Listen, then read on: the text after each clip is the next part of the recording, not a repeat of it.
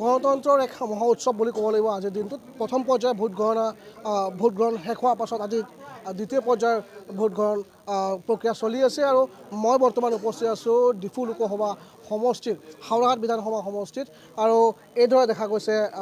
পুৱাৰ ভাগৰ পৰাই সকলো ওলাই আহিছে পুৰুষ মহিলা ভোটদান সাব্যস্ত কৰিবলৈ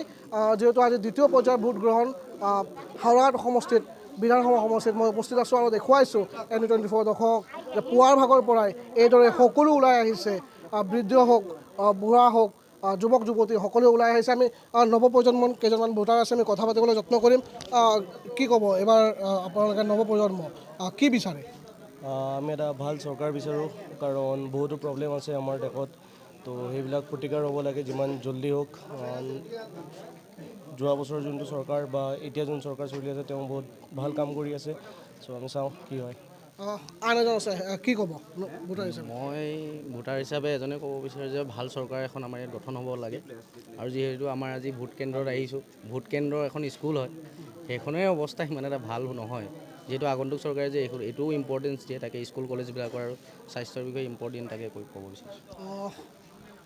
আন এজন আছে যুৱ ভোটাৰ আমি আপোনাৰ ওচৰত আহিছোঁ কি ক'ব কি বিচাৰে যুৱ ভোটাৰে এইবাৰ বিচাৰোঁ যে মানে এমপ্লয়মেণ্ট হ'ব লাগে আপোনাৰ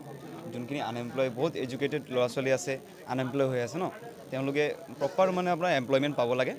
আৰু আপোনাৰ মেডিকেলে হওক বা যিখিনি ফেচিলিটি হওক আমাৰ লোকেল এৰিয়াত সেইখিনি ডেভেলপ হ'ব লাগে আৰু বেলেগ কিবা বিচাৰে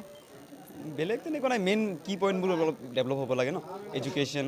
তাৰপিছত আপোনাৰ মেডিকেল এমপ্লয়মেণ্ট এইখিনি ডেভেলপ হ'লে ভাবোঁ বহুতখিনি ডেভেলপ হৈছে